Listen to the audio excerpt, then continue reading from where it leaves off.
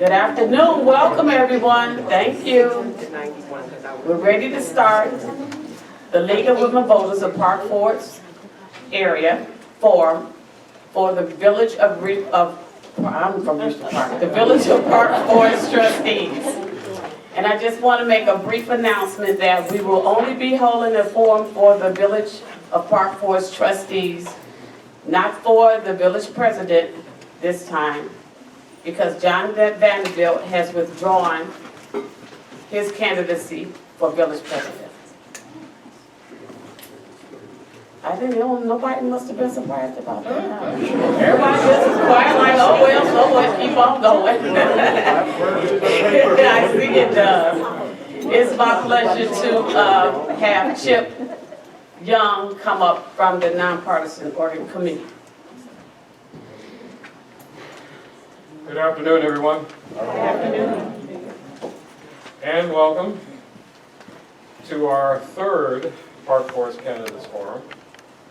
The forums have been a tradition since 1955, and the nonpartisan committee was formed that same year and has been responsible for coordinating the forums for the purpose of allowing the candidates to introduce themselves and present their ideas to you, the residents of Park Forest. It's also an opportunity, at no cost to the candidates, for you to get to know the candidates running for office by getting responses to your questions as you decide who will best address your concerns for the village and ultimately help you decide who will provide a service in the best interest of Park Forest. Today's forum is sponsored by the League of Women Voters, and today's moderator is Ms. Cynthia Butler.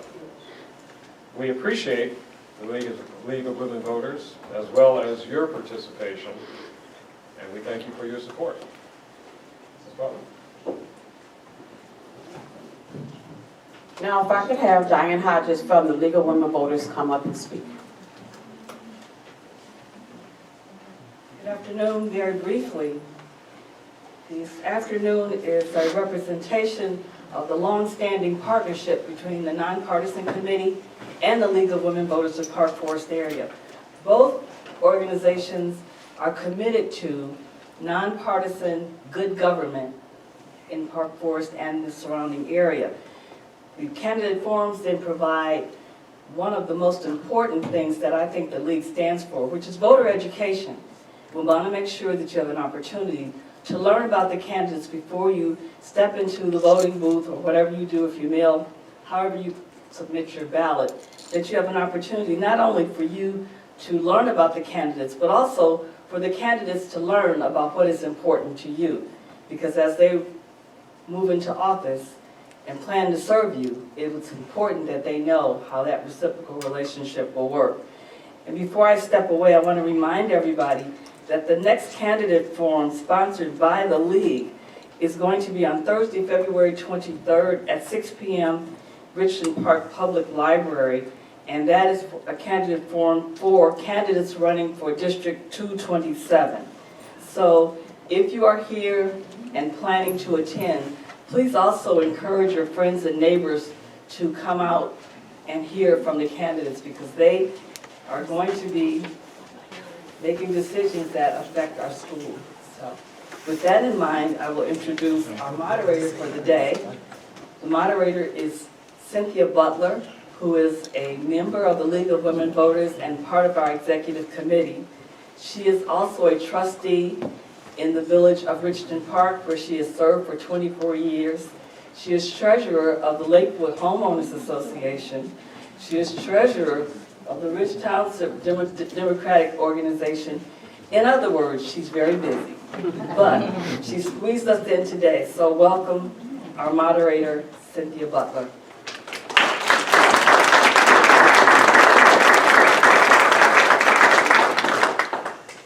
Oh, one more thing. Distributing the card. So if you've taken a card and your question is already down, whenever you finish, just raise your hand and Dora Ivory or I will collect the questions from you. So, and if you haven't submitted a question, raise your hand and we'll give you a card.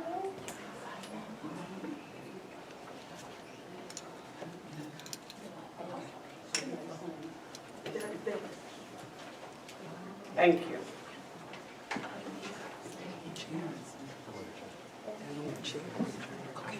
I got a lot of paper back here. Because I have to know about these wonderful candidates we have here, and I'm getting ready to introduce them.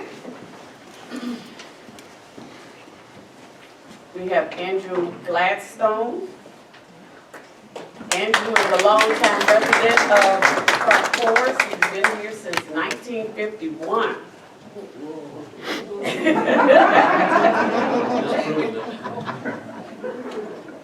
One of his greatest rewards is being a teacher and being a dean and helping students achieve their very best to become productive members of society.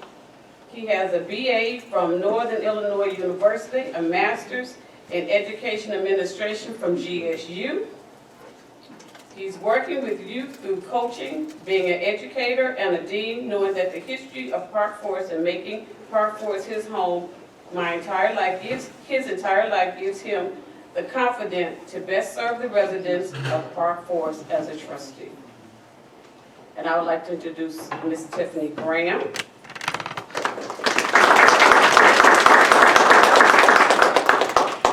She served the village of Park Forest for 2 3-year, 4-year terms right now, so she's an incumbent. She has an uncompromising commitment to leadership and service. She serves as a trustee liaison to the Youth Commission and the Human Relations Commission. She serves in volunteer leadership roles, which include the Park Forest League of Women Voters, Tallgrass Arts Association. She's in Debbie Myers Martin's Women's Advisory Council and Dr. Charles Gavin's Foundation and past president of the Southland Rotary. She wants to continue to support and participate with the teams to revitalize Park Forest neighborhoods. I think we have a great incumbent here. Our next, oh, I can't say that, I'm so sorry.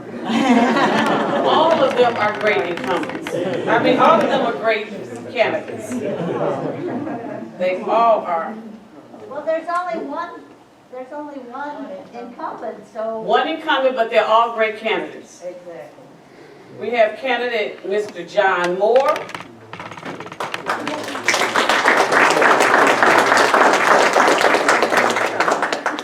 A longtime resident of Park Forest. He moved back to Park Forest in 2014 to assist his parents. He's a member of the Economic Development Advisory Group. They moved to Park Forest in 1974 to provide better education for him and his siblings. He began his career as a public relations professional in the entertainment and hospitality industries. He currently also serves as a state marketing manager for the state of Illinois. Previously, not currently. He previously served as the state marketing manager for the state of Illinois. He currently is a local elected official's political director, self-employed marketing communication consultant, and belongs to the Illinois Federation of Teachers. Great job. Our next candidate is Mr. Joshua Travis.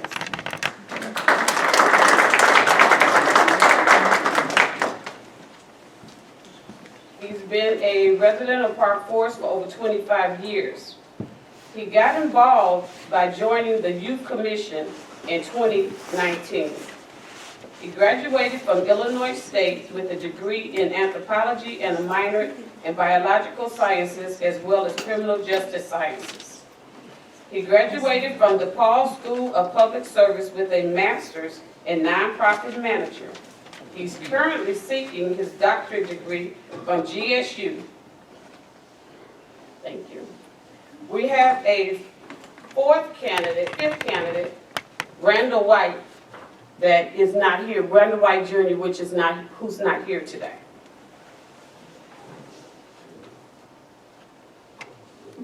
Ground rules. All of our lovely candidates have signed the ground rules. This is a forum, not a debate, as our candidates are aware. So there is no rebuttals to anything that any of the candidates say. They will answer the questions. You guys have been given cards that you can write your questions down. The cards are screened by 2 screeners. We also have our timers here who will be timing for our candidates. The candidates in opening statements, they have 2 minutes. Each question, they have a minute to answer. Excuse me. And closing statement will also be a minute. No signs, buttons, or packets are allowed inside the meeting room. After the forum is over, the candidates can display their items outside of the room. The nonpartisan committee is recording this forum. So it will be recorded to be displayed on some of the local media. I want to thank our candidates for signing and agreeing to the rules and terms of this forum. Now we will get started. The candidates pulled numbers to determine who would go first, the order of presentation presented. Mr. Moore is first, Ms. Graham is second, Mr. Gladstone is third, and Mr. Travis is fourth. And I will acknowledge all of the candidates as Mr. or Ms. Mr. Moore, you have the floor for your opening statements. Our timers ready? Our timers will hold up there. There's a 1 minute, there's a half a minute, and then there's a stop. You will be able to complete your thoughts or your sentence. And I will not have a problem with asking you to vote. Thank you. Mr. Moore. First of all, I want to start off by thanking both the nonpartisan committee and the League of Women Voters for hosting today's forum. It's really important. For those of you who were here last time, I'm going to recycle a joke. I am a sweat equity member of the league. Since I was a little kid, I've been folding your membership booklets because I grew up in a league house and helping mom set up the coffees and everything else, so it's a pleasure to be here. As I said, my name is John Moore. We did move here in 1974, and Mom and Dad bought us out here, myself, Jennifer, and Jeff, so we go to better schools. I started out at Indiana School. Jeff was already in high school, so Jeff started at Ridge South, which it was funny. I wanted to go to Ridge South, but then the boundaries changed. I went to Ridge East, and I grew to hate Ridge South. So, and it was the best decision that 227 ever made. It was probably the last good decision 227 ever made. So after graduation, I went to University of Dayton, graduated in 1990, and after graduation, I moved to Chicago, and I was an entertainment publicist working for a company named John Mills Associates. Following that, I became the Midwest PR director for Planet Hollywood. Following that, I went into business for myself. Returned to employment for the state of Illinois as a state marketing manager, overseeing particular initiatives as assigned by the governor. I am currently a self-employed marketing communications consultant, a faculty member at Columbia College, and the political director for Congresswoman Robin Kelly.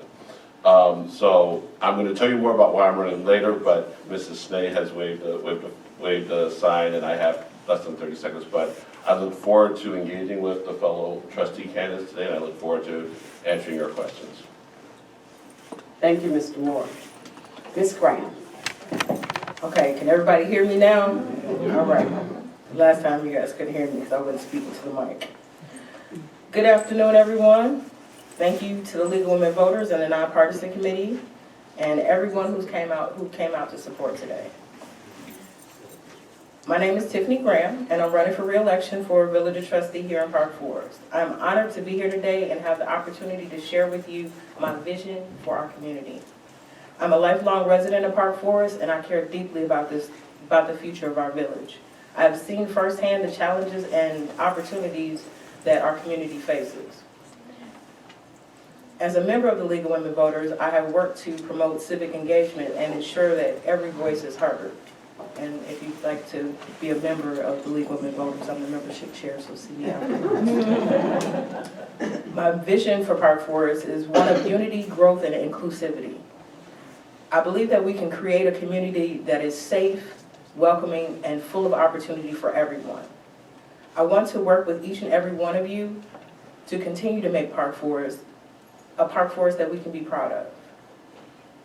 As your village trustee, I work tirelessly to make sure that our community is safe and prosperous. I work to promote economic development and job growth, to improve our infrastructure and public services, and to make sure that everyone in our community has a voice and has a seat at the table. But I cannot do this alone. I need your help. I need your support, your ideas, and your input. Together, we can create a brighter future for Park Forest, one that reflects values and aspirations for all of our residents. I am committed to this community, and I'm committed to creating a brighter future for Park Forest. I hope to earn your support and your vote, and I look forward to working with you all in the months and years ahead. Thank you. Thank you. Mr. Glasgow. Thank you. I wish to thank the League and the Nonpartisan Commission. We have a wonderful experience here with the forum. It's unique. It's a golden opportunity for us, the people who would come out to serve as trustees, to hopefully represent the people, and we hope to do that. But there is one important thing that must happen first. We have to wish happy birthday over there to Mrs. Schnee.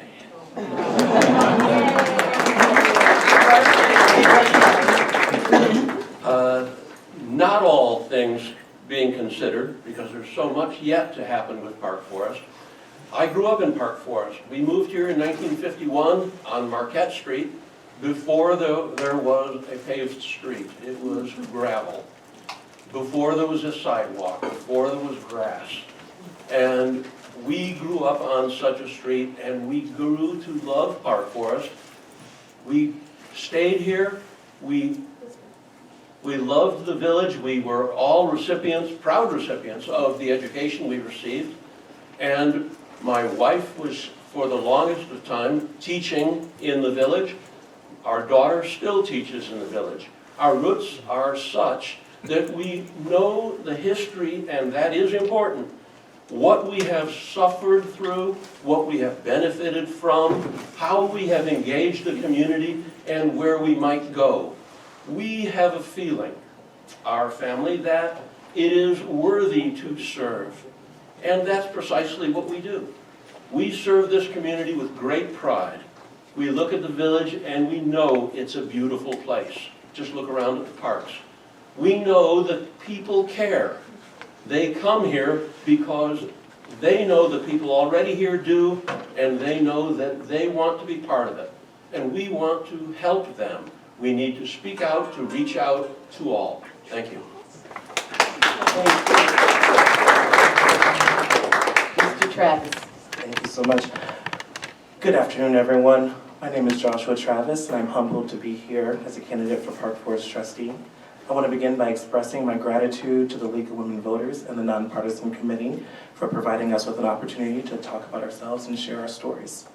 My life has been centered around the desire to help others and to make the world a better place, despite the challenges that I faced in my own childhood.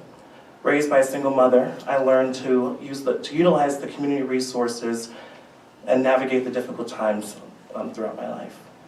It's these experiences that have driven me to devote that life to serving others and to ensuring my community has the resources that it needs. Over the past decade, I have been a strategic leader for nonprofit organizations focused on healthcare services, child and family welfare, and youth engagement. I have been actively involved in dementia research, recognizing the importance of supporting our seniors in their golden years. I am committed to serving Park Forest and all the residents and advocating for the needs of each and every person here. After graduating from Ritchie's High School, I pursued a degree at Illinois State University, as my bio said before, followed by a master's degree in public service from DePaul University.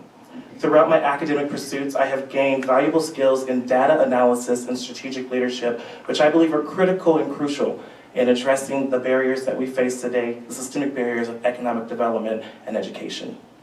I believe that by working together, we can make the community a better place for everyone to live, grow, and discover. I am confident that my experience and passion make me an ideal candidate for Park Forest trustee, and I hope that any consideration, and I thank you for any consideration and hope we can have a valued discussion today. Thank you so much. Thank you. That concludes our opening statements. Just let everybody know that if I get a question that is similar to a prior question, I'm only going to ask that question one time, because that does happen. You might word it a little different, but it means the same thing. So don't take offense if you don't hear your question asked, and remember that they are being screened before they get to me. The first question, and I think this is a good one. How will you plan to balance your work, public service, and personal life to be a fully present and active trustee? A minute. Do you want me to repeat it? Who starts? Oh, I'm sorry. Ms. Graham. Well, I prioritize it right now. I work a full-time job. My family owns a computer company, and I still help with the computer company. And I go to all of our meetings. I think in the past 8 years, I believe I have missed a total of maybe 5 meetings. Because I'm very adamant about being up to my meetings. Even at the chagrin of my mother, sometimes she tells me, I need to take care of my health, but I need to be here for the village too. So that's one of the things that I love about Park Forest is I can always just come and be a part of anything that's going on. Yeah, this is my town, so this is where my priority is. Thank you. It'll be Mr. Gladstone. Do you need me to repeat the question? No, I think I do. Okay, thank you. I have lived here, as I say, for a significant number of years, and I'm now retired. I have certainly some grandchildren to take care of on occasion. I have a wife to take care of me on occasion.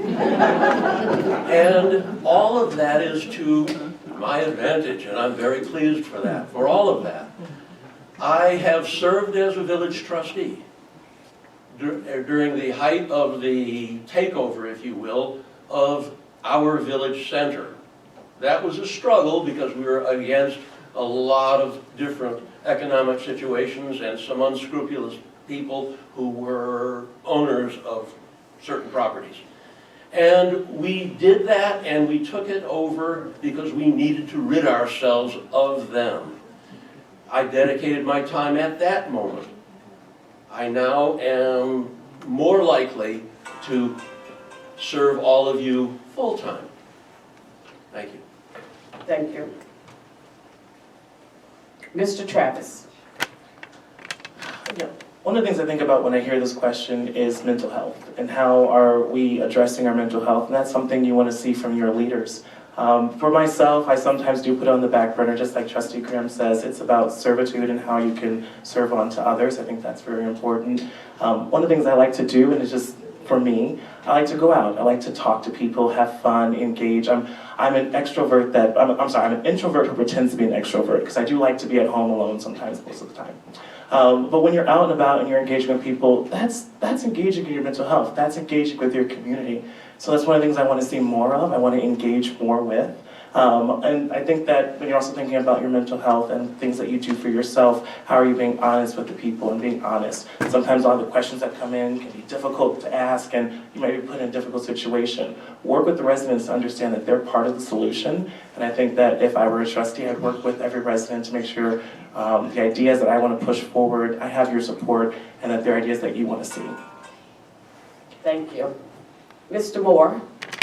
Since 2007, I've worked in an environment where I have a blended income, multiple sources of income, and multiple projects I work on. I work from home, so I have very little commute time to cut into the schedule, with the exception of my teaching responsibilities, which are only 30 weeks a year at Columbia College. I'm not really having to travel to go to work. Additionally, I currently serve on both EDAG and the Downtown Park Forest Master Plan Committee. if I were to become trustee, I would give those 2 up. So basically, I would be moving something off of my schedule, off of my commitment, and replacing it with the work I'd be doing as village trustee. So, and also in addition, the work that I do for the Congresswoman is very complementary to the work that I would be doing as a village trustee. A lot of meeting with individuals who would be helpful to the village are already happening in part of my schedule. So my career kind of complements what my role as trustee would be. Thank you. The next question, and the first candidate to answer that question will be Mr. Gladstone. Park Forest has a long history of nonpartisan elections. How has that impacted governing in Park Forest? That is a very significant question, and in point of fact has been for a good number of years here in town. There have been elections where people have not honored their agreement to be nonpartisan. There have been people in the past who have campaigned together, walking the streets to various homes together. When I first ran for trustee, I ran alone.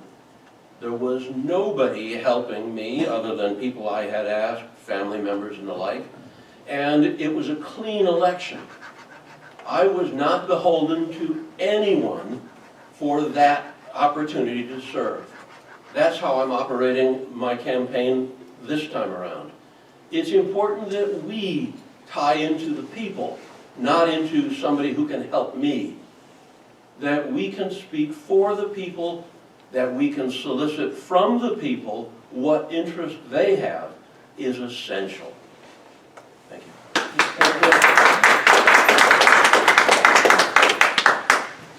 Miss, could you please hold your applause to the end, please? Mr. Travis.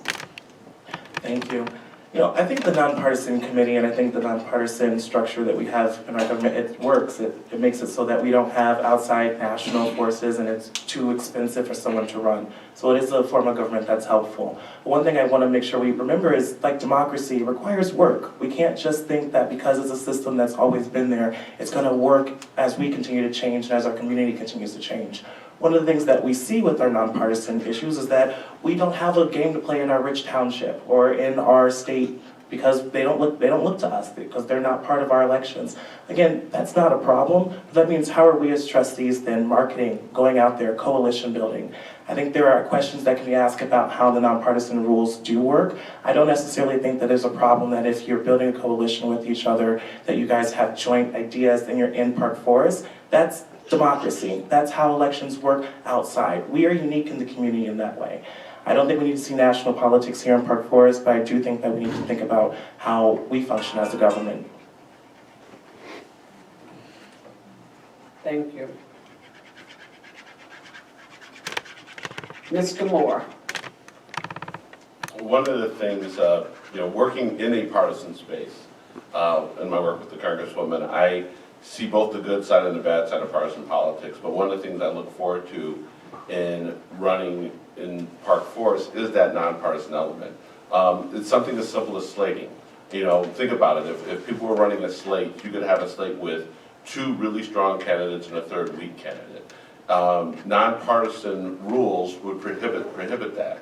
So you have situations where I've seen in some local municipalities, some local races, where you see people running slates and there's one good person who carries 2 weak candidates, and that does not serve voters. So this is an opportunity for us to meet voters, get to see voters, and not rely on a boss to basically bless me to run for something. And I know that the people I'm serving are the people who vote, the people who pay taxes in this community. So I really appreciate, like I say, working in the partisan space for most of my career. I welcome the nonpartisan dynamic of Park Forest.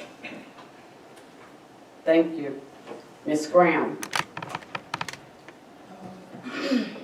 I think the Nonpartisan Committee is an awesome program. I'm a rule follower, so this is right up my alley. Even though some people don't follow the rules, I still believe that it's still necessary for our community. I always run my campaigns with the help of my family, but I do feel comfortable knowing that we don't run slates and we get elected off of our own merit and not off of someone else's back. So I feel comfortable knowing that that is a strong proponent of Park Forest. Thank you. Next question. If you are elected, what are the top 3 issues you want to immediately address as trustee? And Mr. Travis will answer the question first. Thank you. You know, education is one of the most important issues we need to face, and it's not necessarily how are we funding education. That's a school board issue. It's how are we creating educational opportunities. I think that goes into how we have economic development. When we have happy, safe, thriving neighbors and residents, then we have businesses that will follow. It's not going to be the other way around. We're not going to bring the business in and then the residents are going to follow. That's not going to happen anymore. When we're looking at education and we're looking at being safe and, we're looking at education, we're looking at other issues, we have to be mindful of the crime that is continuing to rise, not only in Park Forest, but in different parts of Illinois. How are we addressing that? I think there are ways that we can look for surveillance equipment within each home, giving them the opportunity to take agency within their own home and their own safety, as well as working with our Park Forest police to provide more resources before families hit a point where crime becomes an option. Thank you. Thank you. Mr. Moore. Number 1, property taxes. Property taxes in this village are the highest in the county, if not the state. And realistically, whether you're talking about our schools, our public safety, our economic development, it all comes down to property taxes. In the last cycle of reassessments, Park Forest lost 1,000 properties. Now, those properties didn't leave. Those properties just dipped down under to where they don't have any tax obligation. So those of us who are paying taxes now have to pay more because there's fewer taxpayers. Secondly, economic development. It goes hand in hand with property taxes. We bring in more businesses, we raise our revenues, and we're able to lower our property taxes, but more importantly, by lowering our property tax, we're able to attract businesses. And then lastly, obviously, public safety. The quality of life in Park Forest is great. And we look at some of the other communities that face some of the same struggles that we do. The thing that separates us is that we're a safe community. So those are my 3 priorities as running for village trustee. Thank you. Ms. Graham? One of the key issues that we've been facing in our community is the need for public infrastructure. I'm proud to say that our board has been working tirelessly towards this goal by approving contracts and making necessary investments. We have also updated our downtown master plan, and this has resulted in the highest occupancy rate since its development. Our focus on strategic planning and transparency has allowed us to gather feedback from over 1,500 residents and ensure that we're all on the same page when it comes to addressing the needs of the community. Oh, okay. As we all know, public safety is paramount, and the police department is dedicated to ensuring the safety of our residents. That's why I'm committed to doubling the resources of our public-oriented police program by providing 2 officers. This will not only improve communication between residents and law enforcement, but it'll also keep our neighborhoods safer. Another key issue that I'm passionate about is property taxes. As a board member, I've been working with the Cook County County Assessor to reevaluate our tax rate by changing the algorithm. Thank you. Mr. Gladstone? Of course, not to minimize what was previously said, but all these issues are significant. There are 3 that I would address. They're a little bit different. First of all, we get a lot of money not related to our taxes from grant raising. I would like to see, because it's essentially free money for the citizenry, that we have adequate numbers of people to enhance an already wonderful department that does a great job. I'd like that to be strengthened because they can raise perhaps even more. I would like to see the downtown developed as an all-season center rather than the entertainment that occurs only in the summer where everything is wonderful. We have a 12-month downtown, not a 3-month. Further, I would like to see, I have to get my glasses on, I can't see what I wrote, that the housing stock must be protected. And hopefully we'll get much more to elaborate on that. Thank you. Thank you. The first person candidate that will answer the next question will be Mr. Moore.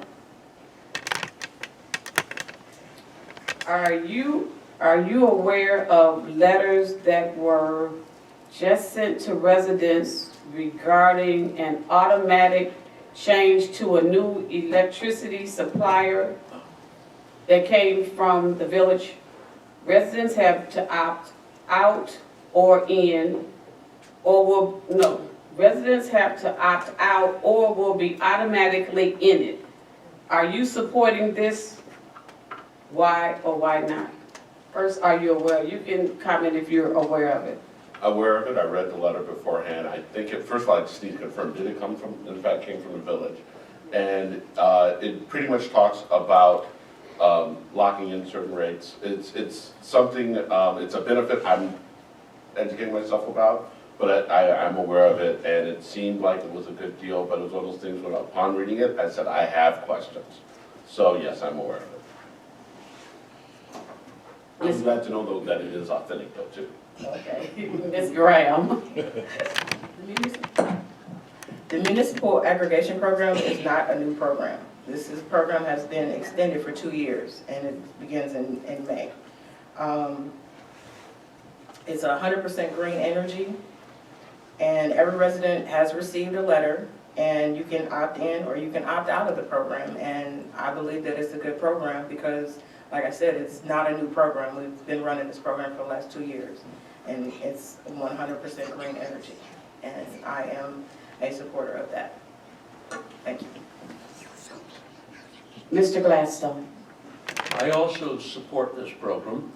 The village has researched this over the past 2-3 years. They are an environmentally sound company presenting us with a clean opportunity to have quality electricity.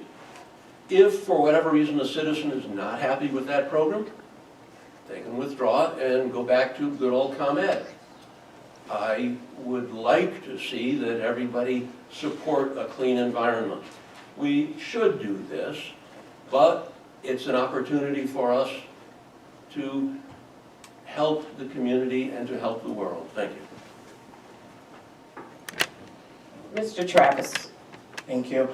I think this talks about Park Forest and how we are leaders in sustainability, not just in the Southland, but honestly in the state. I think that's part of the coalition building and how we market Park Forest in the Southland to work with our neighbors. One of the things I like about sustainability, and I like that we do, is that we have an environment commission that's been pushing this. So you can look on social media, you can find that information, but of course when you get a mail, you're kind of like, what is this? Is this even legit? Is this something that I should investigate? I'd like to see us work with our commissions and reform our commissions a bit so that they have a little bit more they're empowered to go out into the community, door to door, if that's how they feel, to talk about this work. They're compensated for that time and that labor, or that they're able to do it within an efficient way that we can reach more people within the community. I think our commissions are some of the best ways, and that's one of the best ways to understand what's happening. And if you do have questions, reach out to the village, reach out to the sustainability office, but also consider joining one of those commissions and making your voice be heard. Thank you. Thank you. Does you guys have any questions that you want asked? We need more questions, or it's gonna be short form. I was gonna do a commercial kind of, because I do have a question here, but somebody wants an answer to, but I don't think it's anything that the candidates can really answer.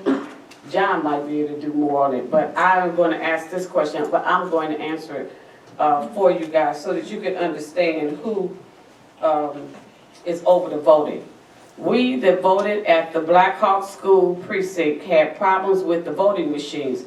What can we do to ensure fair voting?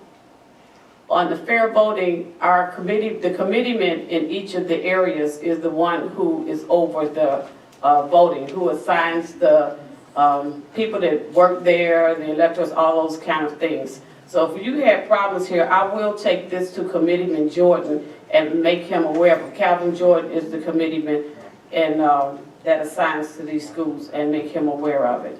But if any of the candidates want to answer something on it, but this is something that you guys really don't have any control over as a candidate or as a trustee. The one thing I will add that I think is a challenge is, when it comes to election day, we're in a new world.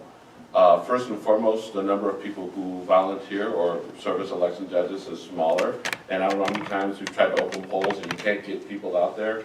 But secondly, the demands on the poll are changing. How many of you guys actually vote in your precinct on election day? I don't.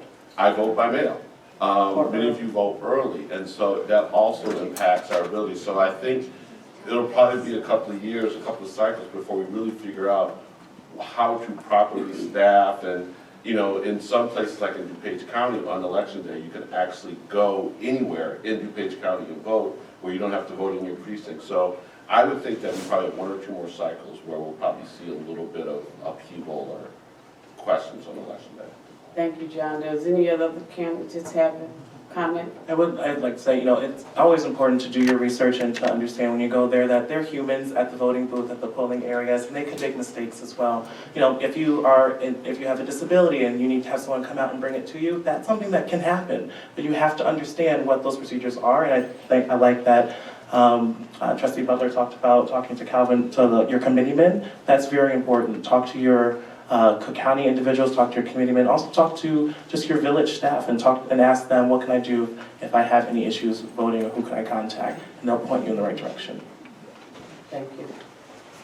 Well, I was just gonna say thank you for answering that question for us, Ms. Butler, because I usually serve as an election judge. I just can't do it in this election because I'm actually in the election. And it's hard for the election judges, so please be patient with them, because like Mr. Travis was saying, this is a whole new ball game for a lot of those election judges.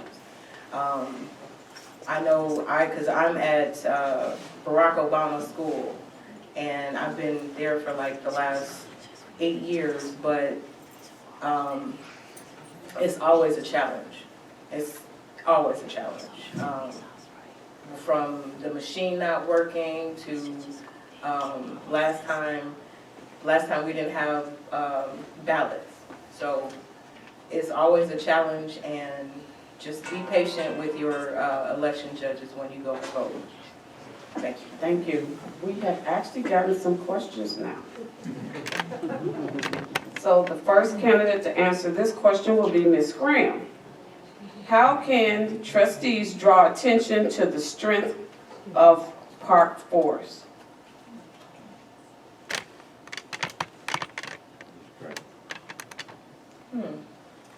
That's an interesting question. Well, I use my social media to blast out everything about Park Forest. When we have a grand opening for anything, you can usually find that on my page. If we got good food, you can always find that on my page. Yeah, anything that's happening in Park Forest, we kind of blast it out and make sure everybody knows that, you know, this is Park Forest and you need to come here and shop here and drink wine here and here. Thank you. Join me sometimes if I'm trendy. So. Mr. Gladstone. It's interesting that we can blast out all the great qualities that we're very much aware of, but we have to work more towards the actual development of bigger and better developed programs of entertainment, of usage of what we already have. We have a downtown that could become a 12-month entertainment center. It's not going to become an industrial complex. It's going to become, hopefully, something that will blast out its own advertising. We need to have a committee that is coordinated with the business community to maximize what we already have. It's fine to go on social media, there you go. It's good to go on that, but we have to blast out that we have something to advertise. And that should be one of the primary functions of all of us. Thank you. Mr. Travis? You know, when I think about marketing, I think it's not about that one trustee and it's not about that one person. It's about building a system so that the work that we do can go out, it can be connected to more and more people and they can understand exactly what it is. For me, I think that again, comes back to commission reform. I think we have commissions that do really great on the ground, direct work, provide incredible activities from workforce development to senior services, to environment services. But when I was on a youth commission, I've been on commissions before, I've talked to other commissioners, sometimes they just feel like that's all they do. They're the labor people, they just do the events and that's it. Their voices aren't that heard. I'd like to see commissions that are a little bit more self-sufficient, can go out there, get their own members, don't need to have appointments by actual trustees, and that they can be the ones that really shine what we're doing in the community directly to the community people. I think you have a limited number of trustees that should do their hardest to be out there and reflective, listening to the voices, but we have to build better systems to have people have dialogue back and forth. Thank you. Mr. Moore? Well, there's a few ways. First of all, just as residents, before we're trustees, we have to support local businesses. If the local businesses are supported, then that means that if they're independent, they'll stay in business. If they're corporate, their corporations will see that their local dollars are being spent here. In addition to going ahead and spending money locally, when we're outside of the community, we have to act as an ambassador. We have to make sure that we are letting the various people we know in whatever meetings or conferences we're attending, whatever corporations, that Park Forest is a place that they should come to and why they should come here. Park Forest is a historic place. What it means as it relates to affordable housing, what it means as it relates to planned communities, what it means to diversity, we have a lot to brag about. And as trustees, we need to repeat that to our residents, but we also need to repeat that to potential partners, our neighbors, our friends. Park Forest is a special place.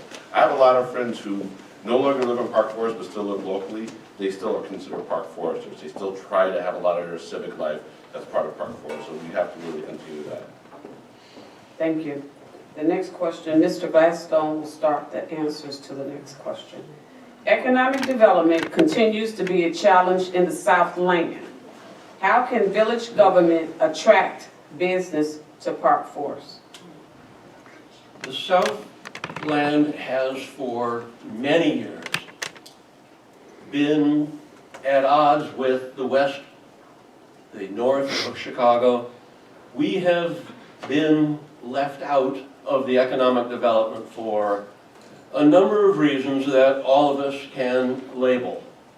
We have to coordinate a unit, that is, all the south suburbs need to work together for the betterment of the Southland.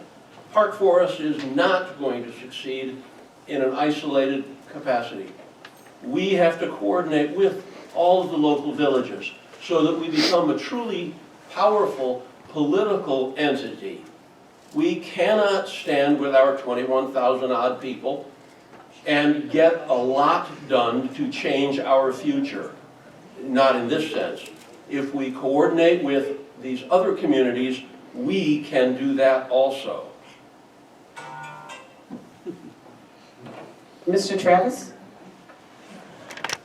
As I said before, and I continue to believe, businesses follow families. In my entire life, the work I've done in nonprofits with Children's Home and Aid, Alzheimer's Association, and Youth Guidance has been supporting families, understanding what are those socioeconomic issues that they face that we need to overcome. And I think Park Forest does a pretty darn good job of trying to address systemic and underlying issues. We can always do better, we can always do more, and I think that there are departments in the way that we function with our departments, from code violations, rather than always sending out bills to someone, telling them what's necessary to be fixed and how they can actually accomplish that, working with our residents to hit those goals. You know, I think when we have those families, again, in here, feeling safe, feeling like they can thrive, they then have the economic means to go out and spend a little extra cash. And that's then when we have our businesses staying here. So until we have families that feel safe, secure, and that this is their home, for more than just 2 years, we're not going to see the businesses thrive that we want to see. Thank you. Mr. Moore? One of the things that the village needs to continue to do, and I think we're very aggressive with it, is creative use of incentives. So for instance, Cook County has a program called Class 8. We use Class 8 incentives a lot of times to either attract businesses. So for instance, the new oil change place right on the corner of 26th Street and Western, we used a combination of Class 8 and a pilot program, that's an acronym, pilot payment in lieu of taxes, to attract that business here. We actually have a number of businesses in North Street and on Western who have also taken advantage of that. And that's, one, attracted business, but it also retained businesses. But we also have to make sure that when we recruit businesses, we right-size businesses. We don't want to recruit businesses that are going to come here, and I talked about this last time, like a Jet Food, only to never even open, or open only to turn around and close. So we want to make sure that we not only attract businesses, but the right-size businesses and at the right location. I think we have to realize that Orchard's only going to give us so much traffic. Thank you very much. Thank you. Ms. Graham. We have to support the businesses that we already have in the Southland. Not just here in Park Forest, but in our surrounding communities. And I'm going to tell you why. When you go to the store west of 57 and you give them your zip code, this gives them the information that they need to know how far that you're traveling to shop. And if they know that you're traveling, that you will travel to shop, then they don't feel like they need to come to our community, and because you're going to come to their community and spend money there. So I always ask everyone to shop locally, and if you don't know already, we have a new business coming to Park Forest called All Out Smoke Pit, and it'll be a barbecue spot. And if you've been at the Main Street Market throughout the last 2 summers, they've been at the market, and now they're getting a brick and mortar right here in downtown Park Forest. Thank you. Mr. Travis will be the first to answer the next question. What would you want your biggest achievement to be as a Park Forest Village Trustee? You know, when I think about, the idea of KPIs or goals, or how do you actually measure achievement, for me it's always been about how many people have I lifted into the process. So not necessarily just how I've gotten to go to, you can think, how many events did you go to that year? That's necessary for a trustee. That should be part of the regular business. But how many people have you brought along with you? How many people have you inspired to go out and partake within the community? That's that kind of word of mouth, that's you're not going to get by just blasting something out on social media or trying to send out, some type of mailer. That's how I would measure the accomplishment I had, and I frankly think I do it right now. I work with a lot of residents and a lot of people who thought when I was young. I'm 31 now, so I don't know if I'm super young. I know I'm somewhat young, but not super young. Who like to see a young person go out there and try and do something in the community, and I want to continue, even though, as I said, I'm a little older, I want to continue to bring them along. I want to look at more young people and see how are they being part of the community, and that's how I really measure the success, and if I actually was effective as a trustee. Mr. Moore? I think being part of a team that, led by our new village president, that will revitalize the village. And what does revitalization mean? Revitalization means hopefully bringing back value to our homes, to our properties. The equal license assessed value in Park Forest in 2010 was $221 million. In 2019, it was down to $129 million. And that's not because of anything that happened in the village, it's because of decisions made in Springfield and at the county level, right? And so working with the new incoming board to do that, but also revitalizing the downtown. Those of us who grew up here, which is all of us, we went to the clock tower. I was actually part of the clock tower generation, actually.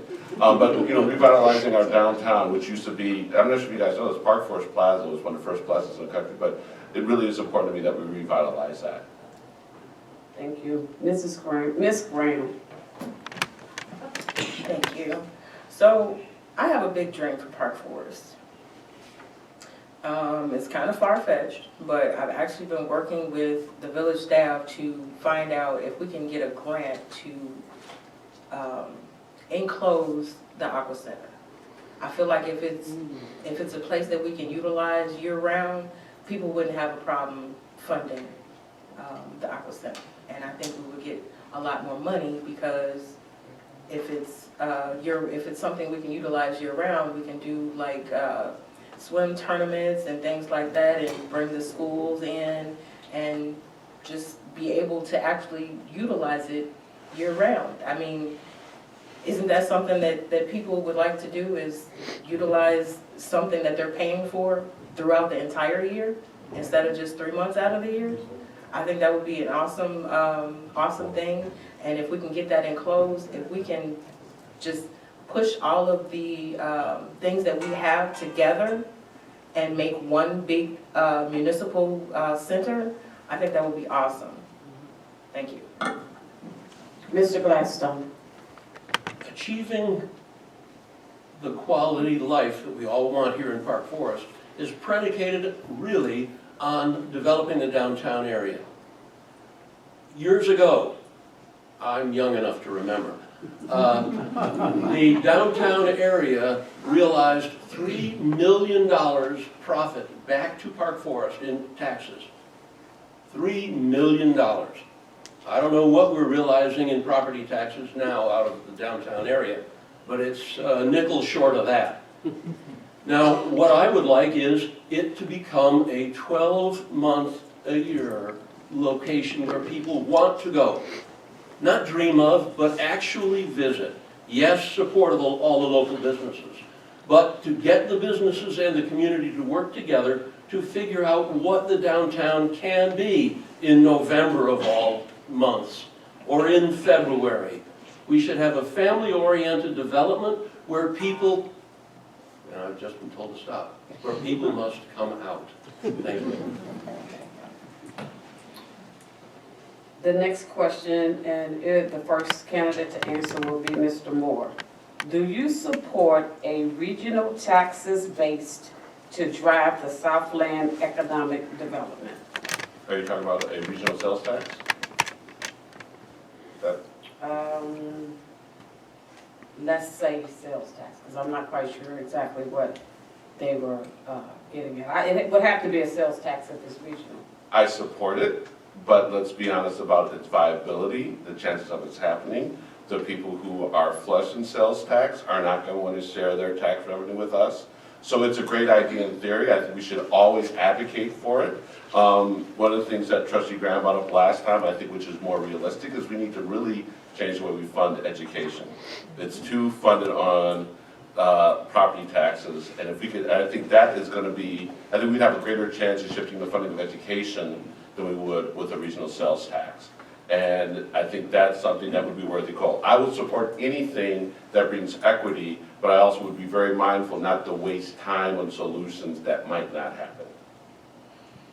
Thank you. Ms. Graham? Thank you. Yes, I would support that. But I also support the flat tax rate. By using this rate, we can ensure that the state will abide by the U.S. Constitution, which requires them to provide a minimum of 50.01 funding to our public education. Our schools currently receive only 20.6%, and that is totally unacceptable. So I would like to explore using the flat tax rate. Thank you. Mr. Gladstone?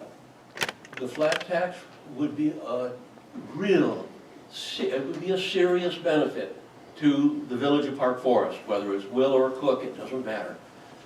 Right now, our schools are not funded properly, not in any dreamt of equitable way. The sales tax that Orland Park realizes is never going to come our way. That is an economic and political fact. They're not going to want to come to our help to see that we get our fair share, because we go to these regional shopping areas. I would like to see that we work on what is reasonable, what we can achieve now or in the next 4 years. We can always address and stay in a community-wide solidarity and with all of the other extended communities to change the system, but we have to operate realistically. Thank you. Mr. Travis. Thank you. This continues to be where I think that Park Forest has a lot that it can do to be a real example setter in the Southland. When we look at taxing and we look at the issues that we face, it's not impossible. But, I would say that any taxation that doesn't bring more taxing on the actual people, because we're already dealing with the lot, sales tax is a great way of bypassing that and still getting the goals that we're trying to reach within the region. But if we're being honest, and we feel like we can't get to a flat tax because we just don't have the political power behind it, I don't think that we throw our hands up. I think we build that political power. Again, when we look at the barriers that face that, I talked about that earlier, we do have barriers that make us a little bit of outliers within the region. But again, that doesn't mean that we stop. That just means that we continue to work with our partners in Chicago Heights and Richmond Park and University Park, even in Stager and other areas, so that they can be part of the work that we're doing to try and get a more fair tax base for all of us. And again, when you build coalitions, it's not just going to them asking them, hey, we got tax issues, come help us. It's what are the different systems in place that we can find common ground on, and that's how we build a coalition together and attack those other issues that we might have more detriment behind than others. Sorry, I was listening. I saw, but I was kind of listening for the thing. I'm sorry. I thought it was like an accident, like, oh no, maybe not. Overall, everybody's been great. Yeah, you have. All right, the first candidate to answer the next question will be Ms. Graham. Do you support the efforts of going with solar energy throughout the village of Park Forest? Yes.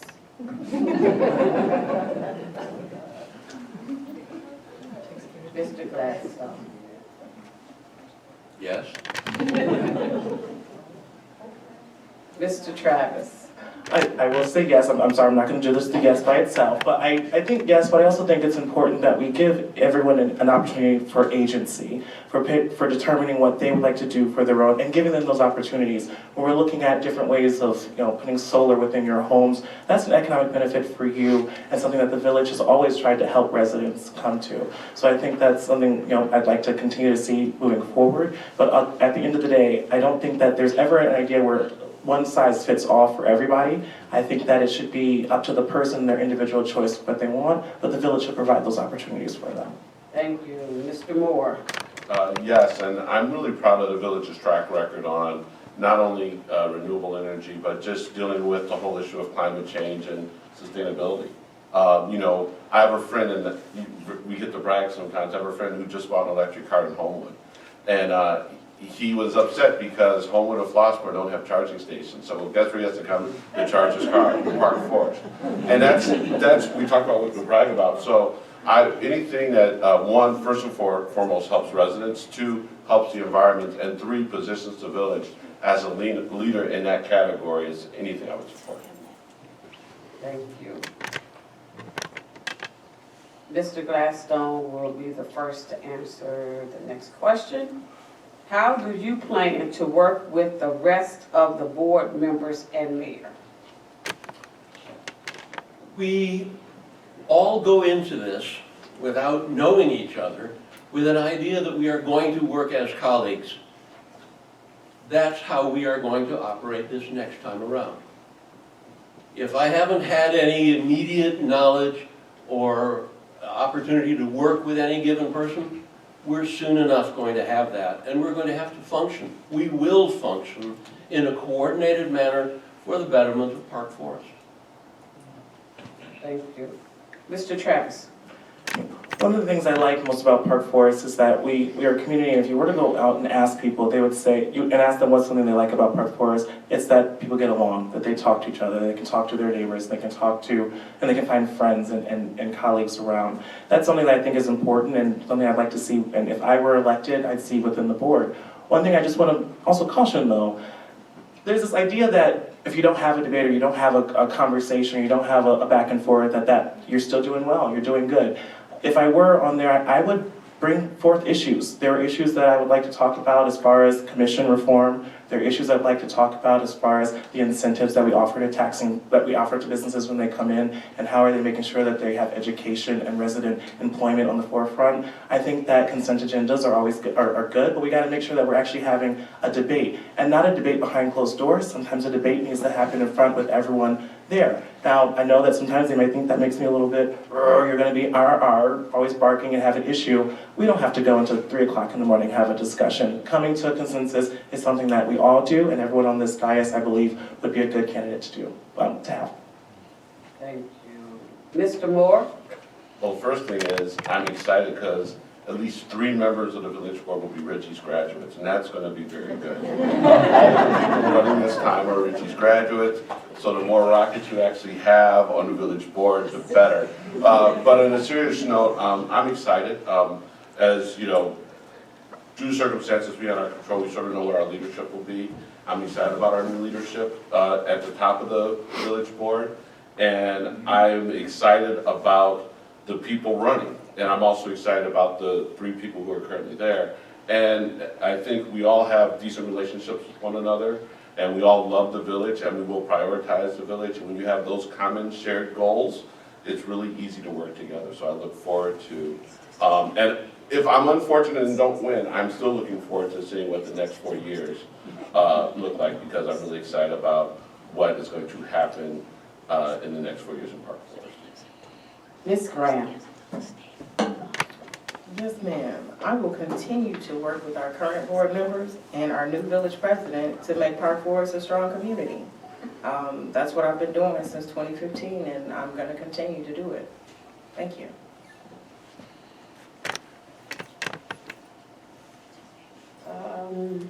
It's 2:14. I think we will have time for one more question, and then we'll go into closing.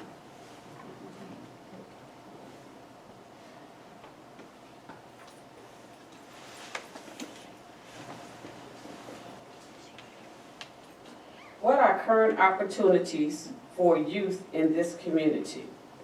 Why do you think that they are not here today to learn and communicate what needs they have?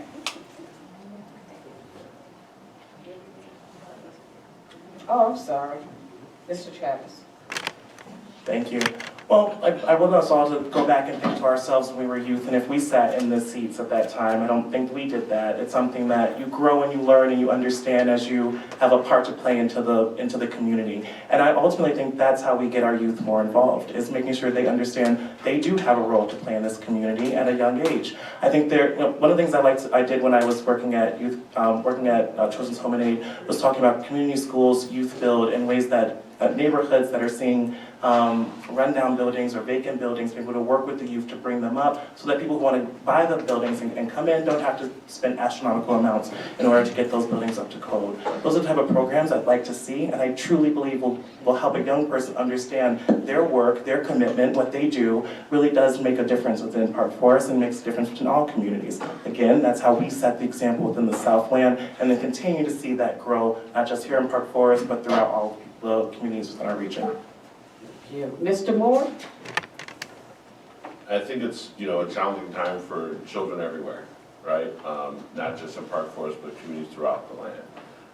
I remember as a kid, we would come home from school. This is pre-cell phones, you'd have the landline, and we'd all know that at 3:30 we could meet at Indiana Park, and there would be a football game, or there would be a pickup baseball game, or there would be a pickup basketball game. So I think what we need to continue to do is make sure that our parks, the stuff that we provide for free, are welcoming and safe for children. Make sure that we continue to support programs. We have a parks department. The parks department is realistically, since we don't control schools as a village, that's what we can do for children, is make sure that there's programs that will really help children, give them ideas, give them some opportunities. And then those of us who are actually in leadership roles where we can mentor kids. And always never stop forgetting, as Travis was saying earlier, if we become attractive to families and taking care of kids is a very important way to do that. That really will help the village flourish. Thank you. Ms. Graham? Right now, we do have a teen zone program, and Recreation and Parks has different classes throughout the week that the kids can be a part of. And during the summer, we have Youth Day, and we provide school supplies and backpacks to kids that are going back to school and are in need of, well, they may not need it, but we're still going to give them the tools that they need to succeed at school.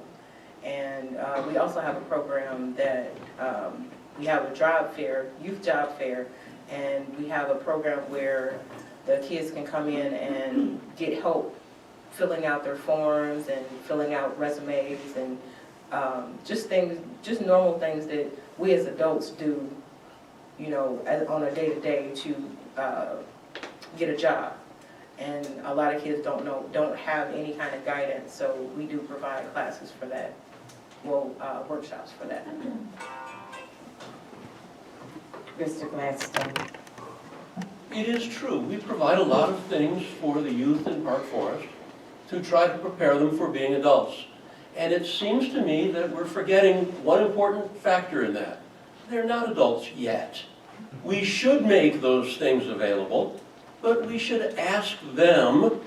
There should be a youth commission of some sort that is based on exclusively they declare they need. I don't know what a 17-year-old needs now. Yes, balance a checkbook and all, that he will probably have in about 5 or 6 years. However, I think we should have them as the active participants. The chair of that committee should be a kid. We should reach out to the high schools and to the churches and any other organization where their input would be validated. They would report to us and hopefully convince us that we can actually help them with what they need. Thank you.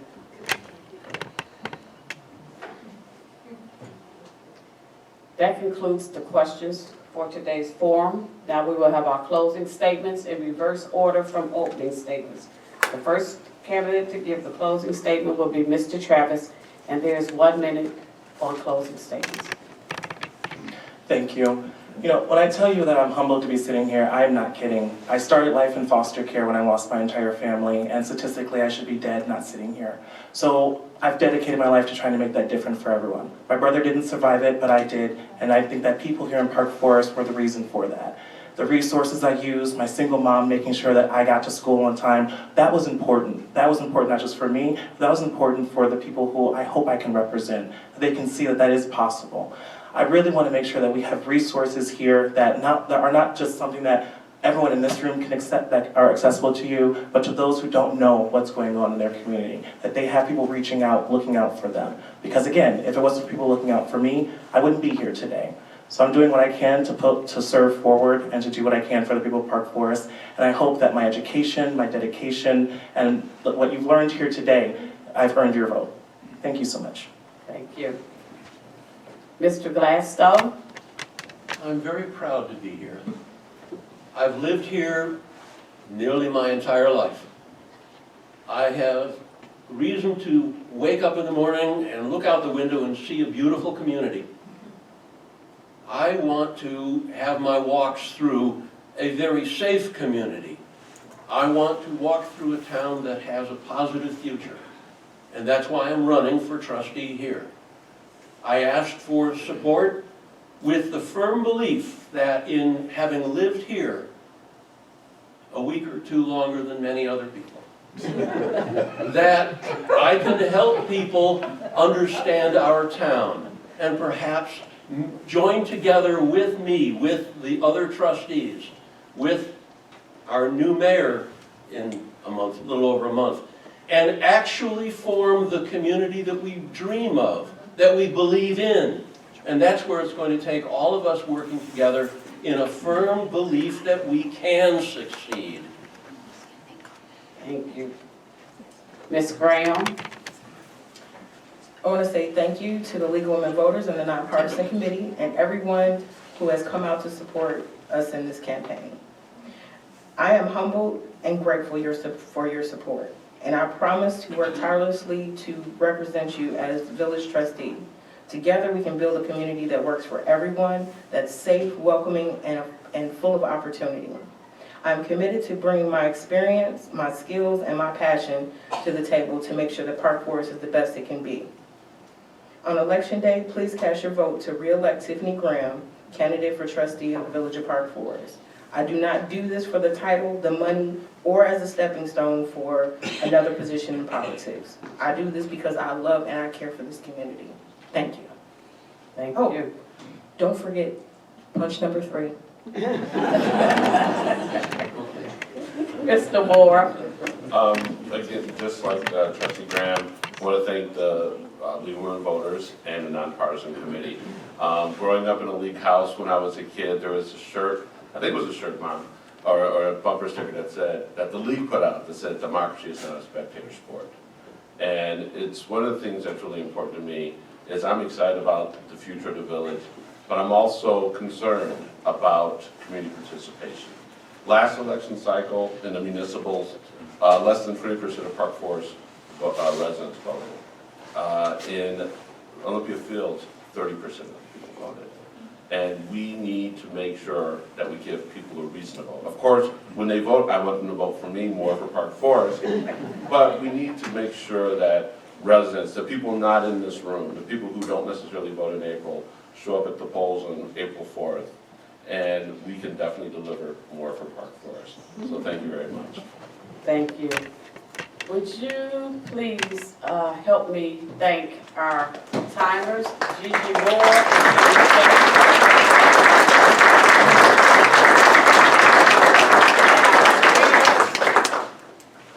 Oh, Diane Hodges and Dora Ivory.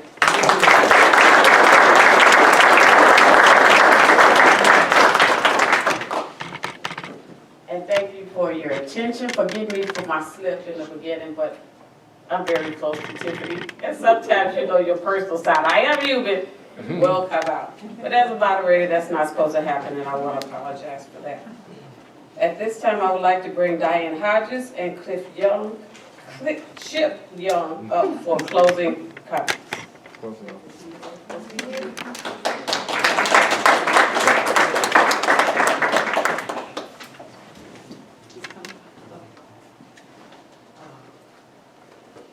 As we close, I want to thank each and every one of you for being here. A crowded room is a good sign. And I really hope that it carries through to Election Day, that this forum did provide you with information. I want to thank all of our candidates for sharing their thoughts. It is an important thing you're about to do, so please don't forget to vote. Ask all your families to vote, your friends, drag them to the polls, or make sure they get that mail-in ballot. But thank you very much for being here today.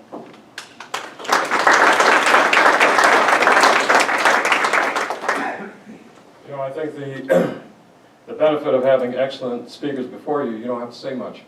So, here it is. I think it's appropriate to really not only thank the League of Women Voters, but moderating is not easy. So, great job.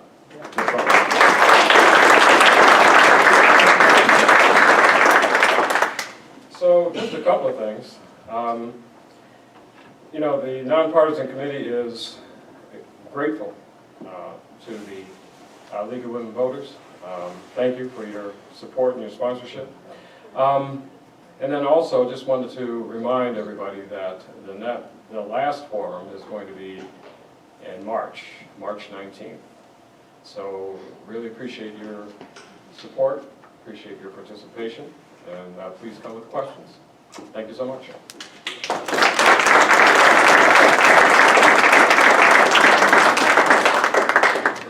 That concludes our forum. Thank you.